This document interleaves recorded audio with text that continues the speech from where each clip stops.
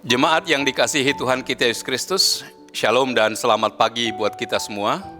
Sebelum kita melakukan aktivitas kita hari ini, marilah kita terlebih dahulu mendengar firman kehidupan di pagi hari ini, Jumat 18 Maret 2022, yang tertulis dalam 1 Tawarik 29 ayat 12. Sebab kekayaan dan kemuliaan berasal daripadamu, dan engkaulah yang berkuasa atas segala-galanya.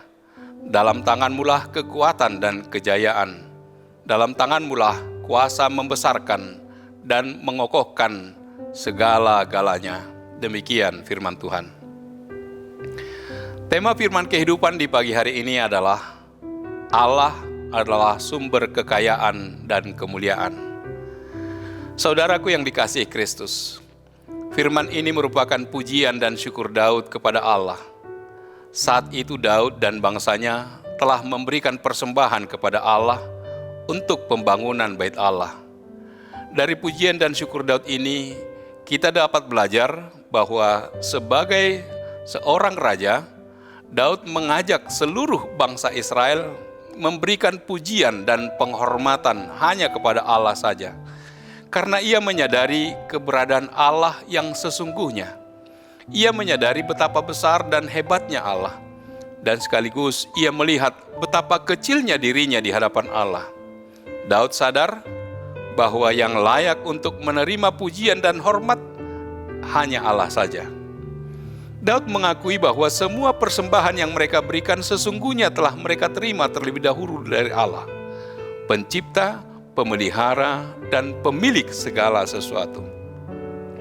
Bila kita mengakui Allah sebagai pemilik segala sesuatu, kita dapat berkomitmen untuk memberi dengan penuh syukur, murah hati, dan setia demi memberkati orang lain. Kita pun dapat mempercayai bahwa Allah akan menyediakan yang kita butuhkan. Bahkan mungkin Ia akan menggerakkan orang lain untuk bermurah hati dan menolong kita di saat kita membutuhkan pertolongan. Sumber segala kekayaan dan kemuliaan adalah Tuhan. Tuhanlah yang memberikannya kepada kita dengan tujuan untuk kebaikan kita. Sebab pemberian yang baik dan sempurna pasti datangnya dari Tuhan. Tuhan tidak pernah memberikan sesuatu yang jahat kepada anak-anaknya.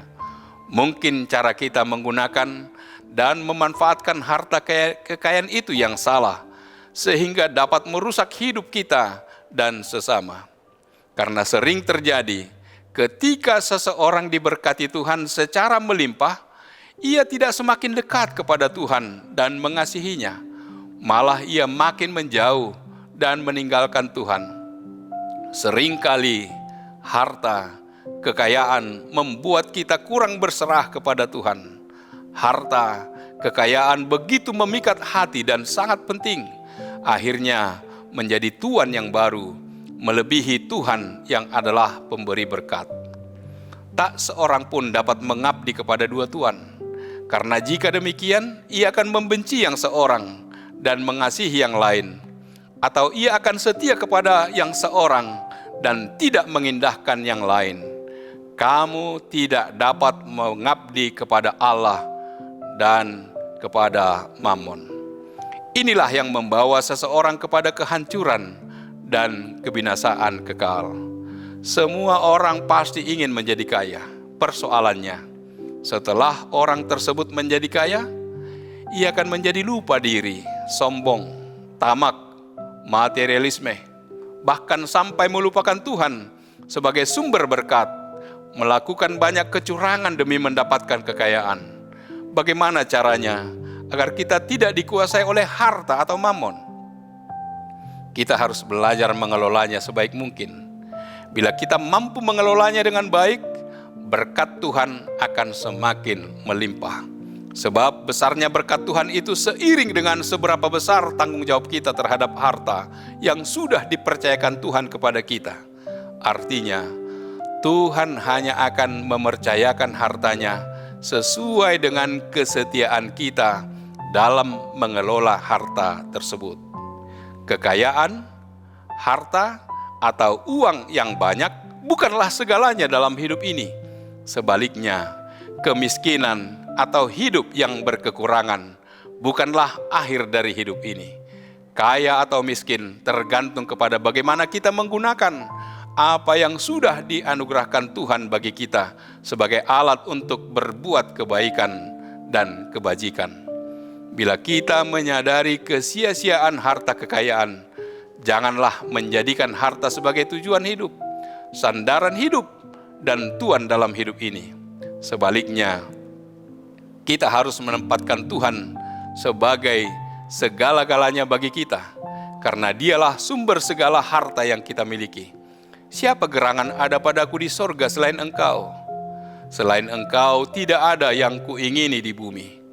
Bila Allah adalah sumber kekayaan dan kemuliaan, maka kita sebagai penerima sudah sepatutnya mempergunakannya untuk kemuliaan namanya. Penerima berkat harus menjadi saluran berkat. Kita terpanggil menjadi berkat bagi dunia. Amin. Kita berdoa. Allah Bapa di sorga, syukur bagimu Tuhan yang mengingatkan kami bahwa kekayaan dan kemuliaan berasal daripadamu. Ketika Engkau mengingatkan ini, kami boleh memahami bahwa atas kuasa-Mu-lah segala-galanya ada pada kami. Tangan-Mu-lah yang membesarkan dan mengokohkan segalanya. Oleh karena itu, bila Engkau memberikan kekayaan bagi kami, biarlah itu kami pakai untuk kemuliaan nama-Mu.